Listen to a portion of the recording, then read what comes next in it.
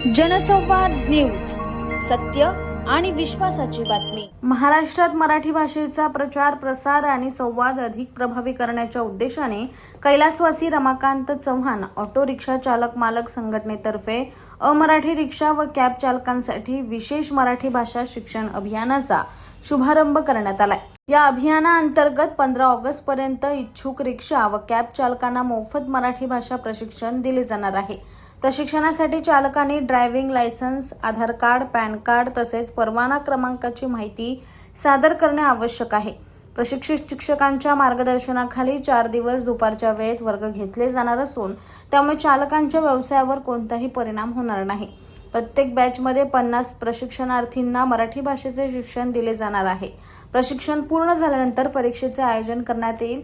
या कार्यक्रमाला शिवसेना गटनेते अरुण आशान, महानगर प्रमुख राजेंद्र चौधरी, नगरसेवक भुल्लर महाराज, रिक्षा युनियनचे अध्यक्ष हरजिंदर सिंह उर्फ विकी भुल्लर, हर्षदा निकिते, प्रमोद पांडे आणि ज्योती ठाकरे यांच्यासह अनेक पदाधिकारी उपस्थित होते। आकाश सहाने, जनसंवाद न्यूज, उल्हासनगर। जनसंवाद न्यूज, सत्य आणि विश्वासाची बातमी। आजच सबस्क्राइब करून बेल आयकॉनला क्लिक करा आणि पहा ताज्या घडामोडींचा अचूक अंदाज आपल्या मोबाईलवर।